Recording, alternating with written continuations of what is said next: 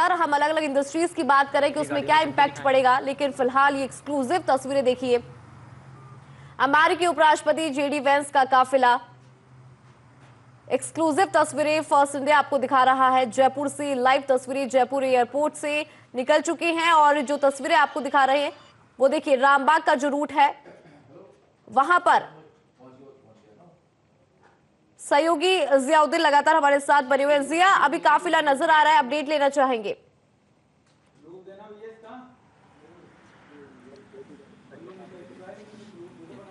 देखिएगा इंदु जी, JD Vance का जो काफिला है जयपुर स्टेट हैंगर से निकल चुका है। एक के बाद एक 5 एक जैसी जो गाड़ियां थी, जो कह सकते हैं कि पूरी बख्तरबंद जो गाड़ियां थी उसके अंदर जेडी वेंस यहाँ से रवाना हो चुके हैं। अब इस जेएलएन मार्ग से होते हुए सीधे ये रामबाग के लिए पहुँचेंगे।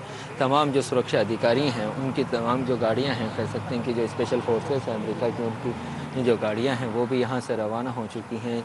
और अब उसके बाद जो राजस्थान जो पुलिस है उनका जो काफिला है वो भी यहाँ से रवाना होगा। फिलहाल बता सकते हैं कुछ ही देर पहले ही यहाँ से स्टेट हैंगर से निकला है काफिला। अब 10 मिनट के भीतर ये रामबाग पहुँच जाएगा। पूरी तरह से रोड के ऊपर ट्रैफिक रोक दिया गया है, किसी की आवाजाही नहीं हो पाए। रूट क्लियरेंस जब तक रामबाग तक हुआ है उसके बाद ही यहाँ से रूट क्लियरेंस होने के बाद ही यहाँ से जो उसके जेडी वेंस का जो काफिला है स्टेट हैंगर से बाहर निकला। करीब ये मानिएगा कि उनके काफिले के अंदर 100 से ज़्यादा जो व्हीकल हैं जो वो मौजूद हैं, चाहे तमाम सुरक्षा अधिकारियों की हो या फिर उनके जो अमेरिकन के से जो आए हैं सुरक्षा अधिकारी उनकी गाड़ियाँ हों या फिर राजस्थान पुलिस की गाड़ियाँ हों।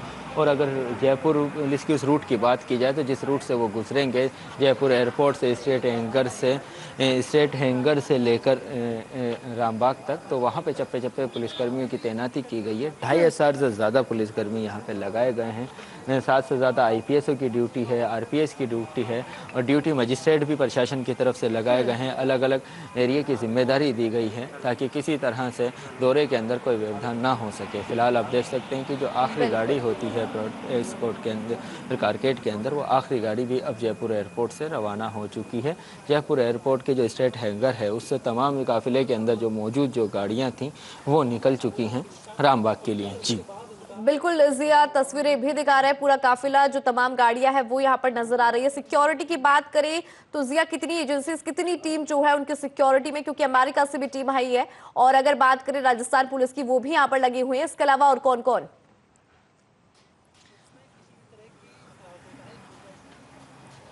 देखिएगा कि अगर बात की जाए तो उनके कारकेड के अंदर, काफिले के अंदर शामिल, अगर सिक्योरिटी के उन व्हीकल्स को देख के अंदाज़ा लगा सकते हैं, जो राजस्थान पुलिस के जो व्हीकल थे वो सिर्फ शुरू के आगे की तरफ 3 जो व्हीकल थे, जो एस्कॉर्ट कह सकते हैं, एस्कॉर्ट व्हीकल थे वो थे। उसके अलावा कम से कम 15 से 20 गाड़ियाँ ऐसी थीं जो उनके काफिले के साथ, जो अमेरिका से आए हैं, खासतौर से जो कार्गो जो विमान आया था, जो पहले भी आया था, जो बीच के अंदर हमने दिखाया भी था कि किस तरह से अमेरिका से जो कार्गो मालवाहक विमान आया था, उसी के अंदर वो तमाम जो गाड़ियाँ आई थी वही सिक्योरिटी स्टाफ आया था, उनके अंदर वो मौजूद थे। करीब 15 से 20 गाड़ियां जो अमेरिका की तरफ से उनके प्रेसिडेंट के लिए यहाँ पर आई थी, वो गाड़ियां मौजूद थी। और उसके बाद ही पुलिसकर्मी, राजस्थान पुलिस के जो प्रोटोकॉल के अंदर जिन अधिकारियों की ड्यूटी लगाई गई थी उन अधिकारियों की गाड़ी मौजूद थी। फिर उसके अलावा पुलिस के जाब्ते की गाड़ियाँ, अलग अलग अधिकारियों की जो गाड़ियाँ थीं वो तमाम गाड़ियाँ इस काफिले के अंदर मौजूद थी। और अगर बात की जाए जयपुर एयरपोर्ट की और उसके आसपास के एरिए की, तो एयरपोर्ट के अंदर का जो सुरक्षा का जिम्मा था वो CISF की तरफ से संभाला गया था। जो USA है उनके जो वहाँ से कह सकते हैं स्पेशल फोर्सेस के जो अधिकारी थे वो भी यहाँ पे तैनात किए गए थे। चप्पे चप्पे पे यहाँ पे इंटेलिजेंस के अधिकारी भी वो भी तैनात किए गए थे। और साफ तौर के अंदर एक अभेद किले के अंदर इस एयरपोर्ट के आसपास के एरिए को तब्दील कर दिया था राजस्थान पुलिस की तरफ से। अगर रूट की बात की जाए तो रूट के ऊपर जितने भी पॉइंट है एंट्री और एग्जिट के, जहाँ पे चौराहे हैं, वहाँ पे खासतौर से बैरिकेडिंग की गई है। 1-4 का जाब्ता वहाँ पे लगाया गया है और अलग अलग जो RPS हैं उनको भी एरिया बांटा गया। वो लगातार उस रूट के ऊपर मॉनिटरिंग कर रहे हैं ताकि किसी तरह का व्यवधान ना हो सके। जैसा कि मैं पूर्व में ही बता चुका हूँ कि 2,500 से ज़्यादा पुलिसकर्मी इस रूट के ऊपर लगाए गए हैं, जो इस पूरे दौरे के दौरान जेडी वेंस की सुरक्षा के अंदर मौजूद रहेंगे। जी जिया, जानना ये भी चाहेंगे कि जो आम लोग हैं उनके लिए कौन सा ऑल्टरनेट रूट जो है उसको ओपन यहाँ पर किया गया है?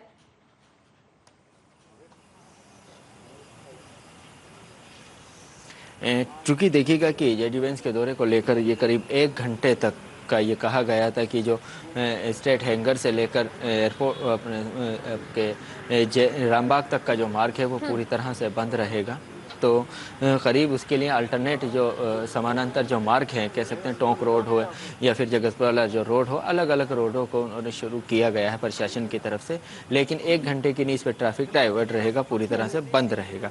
और अगर उसकी बात की जाए कल की, तो कल भी समानांतर जो रूट हैं जिसके ऊपर जहाँ से उनका काफिला गुजरेगा, उसके पैरेलल दूसरे रूट्स को प्रशासन की तरफ से शुरू किया जाएगा। और सुबह से ही वो ट्रैफिक डाइवर्जन का जो सिलसिला है वो जारी रहेगा। चूँकि आमेर जाना है, फिर आमेर के जाने के बाद वापस रामबाग लौटना है, रामबाग से फिर आरआईसी जाना है, आरआईसी से फिर वापस रामबाग लौटना है, और फिर राज्यपाल, मुख्यमंत्री और उद्योग मंत्री के साथ प्रस्तावित मुलाकातें हैं। तो तमाम वो जो रूट हैं, उन रूटों के ऊपर जो ट्रैफिक का जो डाइवर्जन है उसके पैरेलल जितने भी रोड हैं वहाँ से किया जाएगा। जो मुख्य जो चिन्हित कर लिए गए हैं उसके ऊपर ट्रैफिक पूरी तरह से उस वक्त बंद रहेगा। तो ये प्रशासन की तरफ से पूर्व में एडवाइजरी जारी कर दी गई थी कि इस दौरे के दौरान कौन कौन से रूट कब और कितने बजे से कितने बजे के बीच के अंदर बंद रहेंगे। जी बिल्कुल जिया, क्योंकि जो सिक्योरिटी प्रोटोकॉल होता है उसको फॉलो यहाँ पर करना होता है। जिस तरह से आप जानकारी भी दे रहे हैं कि जो ऑल्टरनेट रूट्स है उसको यहाँ पर काम में लिया जाएगा। लेकिन जिया, इसके अलावा अगर बात करें व्हीकल्स की, कितनी जो व्हीकल्स है उनके काफिले में शामिल है और कितने व्हीकल्स अभी इस रूट से निकल चुके हैं?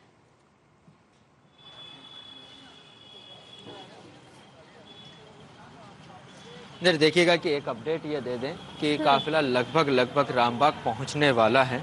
चूँकि उसके पीछे वजह यह है कि जो रूट को रोका गया था, जो बंद किया गया था ट्रैफिक, उस ट्रैफिक को खोल दिया गया। और यही माना जाता है कि जब गंतव्य स्थान तक जहाँ तक जाना होता है, वीवीआईपी का जो काफिला है, जब वो वहाँ पहुँच जाता है तो उसके बाद रूट खोल दिया जाता है। तो ऐसे में अंदाज़ा लगा सकते हैं कि 2 से 5 मिनट के भीतर ही जेडी वेंस का जो काफिला है वो रामबाग जो होटल है वहाँ पे पहुँचने वाला है। 2 से 5 मिनट का समय लगेगा। आधे से ज़्यादा की जो दूरी है वो काफिला तय कर चुका है। फिलहाल आप देख सकते हैं कि अब जो तमाम जो रूट्स हैं, जिस रूट को पहले रोका गया था जेडी वेंस के आने के ऊपर, अब उन रूट के ऊपर ट्रैफिक की आवाजाही शुरू हो चुकी है। काफ़ी देर से लोग वह यहाँ पे फंसे हुए थे, परेशान थे। अब वो अपने अपने घरों के लिए या अपने जिस जगह पे उनको गंतव्य स्थान पर जाना है वहाँ के लिए रवाना हो चुके हैं। तो चूँकि एयरपोर्ट वाले जो एरिया है उसके अंदर ट्रैफिक पूरी तरह से जारी हो चुका है, या कह सकते हैं जो रूट को बंद किया गया था उनको खोल दिया गया है। अब कुछ ही देर बाद जो रूट क्लियर होते जाएंगे वहाँ पे भी ट्रैफिक सुचारू रूप से संचालित होता जाएगा। जी ठीक है जिया, जानकारी के लिए बहुत शुक्रिया। आगे भी हम आपसे जानकारी लेते रहेंगे। लेकिन हमारे साथ दिल्ली न्यूज एडिटर अदिति जुड़ गई हैं। अदिति, अगर उनके दौरे को समझे, जेडी वेंस भारत आए हैं, राजस्थान आए हैं, आपको क्या इम्पैक्ट लग रहा है? टूरिज्म सेक्टर की बात करें, साथ ही बिजनेस, क्योंकि एक मीट होगा उसमें वो जाएंगे, उसके लिहाज से समझे तो क्या इम्पैक्ट हमें इंडिया के लिहाज से समझ में आता है यहाँ पर? अमेरिकी उपराष्ट्रपति जयपुर पहुंचे हैं। 4 दिन तक भारत देश में रुकेंगे। सबसे मैं तो बता दूं कि वेंस आमेर फोर्ट समेत रोकने वाले हैं। और देखिए, पूरा ट्रैफिक और तमाम तरीके की तैयारियां इसमें हैं। और जब आगरा जाएंगे, आगरा जाने के बाद वो एक बार फिर जयपुर पहुंचेंगे और वहां पर दिया कुमारी की तरफ से सिटी पैलेस में जिस तरीके से डिनर होस्ट किया जाएगा, गजेंद्र सिंह शेखावत मुख्यमंत्री से लेकर तमाम लोग उनकी खातिरदारी में रहेंगे। देखिए, सबसे महत्वपूर्ण बात यह है कि उपराष्ट्रपति का जो अमेरिकी उपराष्ट्रपति का जो दौरा है वो ट्रेड के लिहाज से बहुत महत्वपूर्ण है भारत और अमेरिका से। जिस तरीके से चाइना के साथ जो टैरिफ वॉर है उसमें भारत की जो भूमिका है अमेरिका के साथ, वो बहुत महत्वपूर्ण होगी। सबसे पहले तो आपको बता दें कि अमेरिका के उपराष्ट्रपति प्रधानमंत्री नरेंद्र मोदी से मुलाकात की। उसके अलावा भी उन्होंने तमाम दिग्गजों से मुलाकात की थी। दिल्ली में 7 पहुंचे थे वो प्रधानमंत्री के आवास, वहां पर उनका डिनर हुआ, पूरी फैमिली के साथ पहुंचे। और वेंस आज रात जयपुर पहुंच चुके हैं। ये 4 दिन का 21 से 24 अप्रैल तक का जो दौरा है, जेडी वेंस के साथ उनकी भारतीय मूल की पत्नी ऊषा बच्चे पहुंचे हैं। और एयरपोर्ट पे वेंस सीधे होटल रामबाग पैलेस के लिए पहुंचे हैं। और आपको सबसे महत्वपूर्ण बात बता दें कि इससे पहले जेडी वेंस ने दिल्ली में प्रधानमंत्री मोदी से दिल्ली में मुलाकात की। 7 लोक कल्याण मार्ग पहुंचे थे और वेंस और उनके परिवार के लिए प्रधानमंत्री ने डिनर भी होस्ट किया था। 25 साल पहले अमेरिका के राष्ट्रपति बिल क्लिंटन जयपुर भी आए थे और उस लिहाज से जयपुर में पूरी तैयारियां यहाँ पर की गई हैं। जी अदिति, एक क्यूरियोसिटी यहाँ पर जयपुर को समझे, क्योंकि जयपुर उनका ना, सिर्फ जयपुर को ही चुनने के पीछे कि आपको कोई महत्व नजर आता है या फिर कोई बड़ी वजह यहाँ पर नजर आती है अदिति? देखिए, जयपुर को चुनने का आपको याद होगा कि फ्रांस के भी राष्ट्रपति जब आए थे और उस समय भी जयपुर को चुना गया था। डिजिटल जिस तरीके से ये हम डिजिटल पेमेंट का जो मोड है उसके लिए भी चाय पी गई थी हवा महल के बाहर। जयपुर प्रधानमंत्री के दिल के करीब है राजस्थान, क्योंकि वो एक कल्चर पधारो हमारे देश का पूरा जो मैसेज देता है। तो जयपुर को चुनना राजस्थान के लिए बहुत गर्व की बात है। ठीक वैसे ही जब फ्रांस के जब आए थे तो किस तरीके से पूरे जयपुर हाईलाइट हुआ था, चाहे फिर वो शॉपिंग के लिए, जयपुर घूमने के लिए, टूरिज्म के लिहाज से। ठीक वैसे ही आप देखें कि अमेरिका के साथ इस समय रिश्ते, भारत उस जगह खड़ा है जहां पर रिश्तों को मजबूत किया जा सकता है। और प्रधानमंत्री को लगता है कि किसी भी देश के साथ रिश्ते मजबूत या किसी भी व्यक्ति के साथ जब हमारा कल्चर, हमारा जो जिस तरीके से हमारी संस्कृति है उसको हम साझा करते हैं तो वो अपने आप में जो रिश्ता है वो बड़ा मजबूत हो जाता है। जहां एक तरफ राजस्थान में जब वो स्पीच देंगे, राजस्थान के जो इंटरनेशनल उसमें शामिल होंगे, वो क्या कुछ कहते हैं, वो पॉलिसी भारत और अमेरिका के बीच की जो पॉलिसी है, जो स्ट्रेटेजिक पॉलिसी है ट्रेड की, वो डिफाइन करेगा।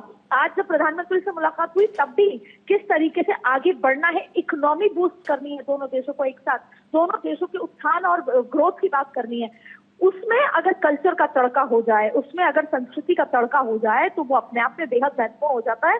और शायद राजस्थान से बेहतर ऐसा कोई राज्य नहीं जहां पर आओ भगत और जहां की संस्कृति, कल्चर, और फिर खास तौर पर जब उनकी पत्नी भारतीय मूल की हो और वो ये समझती हो कि राजस्थान का खान पान, कल्चर, परिधान अपने आप में दिल में बसने वाला है, दिल में एक बसाने वाला है। तो जो हम नए रिश्ते अब आगे आने वाले ना सिर्फ 5 साल, अगले 10 सालों के लिए, क्योंकि आप देखिए उपराष्ट्रपति हमेशा राष्ट्रपति की रेस में होता है, ये जो रिश्ते हैं वो एक दशक के लिए होने वाले हैं। और उसमें उनका जब जिस तरह से दौरा होगा, वो आगरा जाने के बाद एक बार फिर, और ये बदलाव खुद पीएमओ ने किया कि वो सिटी पैलेस में डिनर करेंगे। तो ये जो तमाम तरीके की चीजें हैं जिसमें कल्चर, संस्कृति हैंड इन हैंड है रिश्तों को मजबूत करने में, इकोनॉमी के, वो अपने आप में बड़ा मैसेज देता है। और एक बार फिर जो पूरे ना सिर्फ अमेरिका, क्योंकि पूरे देश की नजर, पूरी दुनिया की नजर इस दौरे पर पड़ी हुई है, तो भारत प्रधानमंत्री ने राजस्थान को ये अपॉर्चुनिटी दी है कि पूरे विश्व में राजस्थान एक बार फिर हाईलाइट हो। सब मानेंगे कि उपराष्ट्रपति अमेरिका के आए तो वो राजस्थान गए, आगरा गए, हमेशा ताजमहल को एक उस तरीके से देखा जाता है। तो ये राजस्थान में रह रहे हर एक व्यक्ति बड़े गर्व की बात है कि उपराष्ट्रपति अमेरिका के आए और भारत में रुक रहे हैं। राजस्थान में जब भारत में आए तो राजस्थान आए, तो ये हमारे लिए मेजबानी की एक बहुत बड़ी बात है। और शायद मेजबानी में राजस्थान सबसे नंबर 1 पे है, इसीलिए उनको राजस्थान को चुना है। दिया कुमारी को भी अपॉर्चुनिटी दी, गजेंद्र सिंह शेखावत क्योंकि टूरिज्म मिनिस्टर है और साथ में मुख्यमंत्री। लेकिन एक बॉटम लाइन ये समझने की जरूरत है कि किस तरीके से हम, जब चाइना और बीजिंग जिस तरीके से आंख दिखा रहा है अमेरिका को, और अमेरिका ने ट्रेड के मामले में सबको हिला रखा है, वहां पर भारत की बहुत महत्वपूर्ण भूमिका है अमेरिका के साथ। और अगर ये रिश्ते मजबूत होते हैं तो ये 2-4 दिन के लिए नहीं, आगे के लिए होंगे, और ये अपने आप में बहुत महत्वपूर्ण होगा। चाहे फिर रशिया और बीजिंग के साथ जिस तरीके से अमेरिका स्ट्रेटेजी बना रहा है, उसमें भारत की भूमिका, और भारत के लिए उसको एक प्रोडक्शन हाउस बनाना, क्योंकि इस बात पे अमेरिका बीजिंग है या चाइना है, अमेरिका को आंख दिखा रहा है लेबर के लिए, प्रोडक्शन के लिए। तो अगर भारत के अंदर अमेरिका ये चाहता है कि प्रोडक्शन हाउस बने, प्रोडक्शन हब, प्रोडक्शन कंट्री बने, तो जाहिर तौर पे भारत इंडिविजुअली तो चाइना को आंख दिखाई सकता है, साथ में अमेरिका का स्ट्रेटेजिक पार्टनर देश भर में इंडस्ट्री के लिहाज से बन सकता है। वो अपने आप में, तो आने वाला 1 दशक इस मुलाकात पर डिपेंड करता है, आगे के रिश्तों पर डिपेंड करता है, और वो अपने आप में बहुत महत्वपूर्ण होगा। बिल्कुल अदिति, बहुत शुक्रिया, आपने तमाम ऐसे पॉइंट्स यहाँ पर समझाए जो उनकी मुलाकात